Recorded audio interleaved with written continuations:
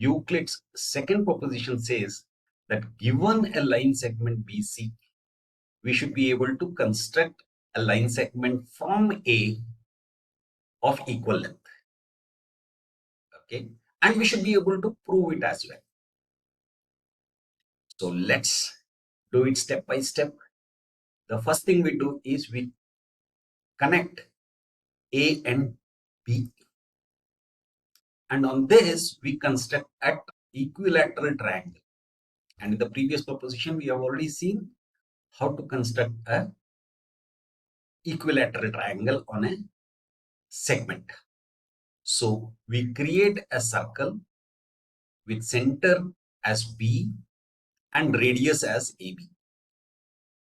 Then a circle with A as center and AB as the radius.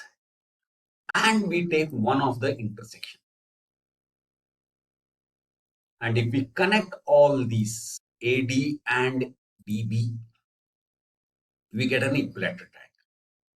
Next step is to construct a circle with B as center and BC as the radius. Okay, now let's convert this line segment BB into a line, and we will notice that this circle intersects this line at G. Okay, now taking D as the center and DG as the radius, we draw a circle. DA we extend it or convert it into a line, and we will notice that this line intersects this circle of radius BG. This intersection we mark it. What I'm saying is that AE is equal to BC. And how can I say that? Because if you notice that BC is equal to BG, radius of the same circle. Okay, DG is equal to DE, radius of the same circle. DA is equal to DB, which is in turn equal to AB, because it's an equilateral triangle. But primarily we are interested in DA and DB. They are equal to each other. DE is equal to DG, again radius of the same circle.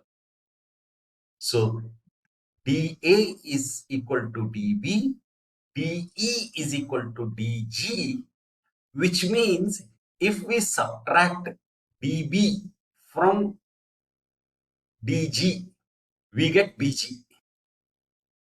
Similarly, if we subtract DA from DE, we get AE. And since these two are equal and this DG and DE are equal, that means AE is equal to BG. So we can actually prove this. Now, the point is, if you want to create a line segment from A of the same length as BC, you can directly create a circle from A of BC radius and take any point on that circle. But if you have to prove it, these are all the steps that Euclid took to prove that BC equal to A. Now the fun part. As I move BC, you will notice that the length of the BC changes, and accordingly the length of AE changes as well. And that would happen if I move C as well.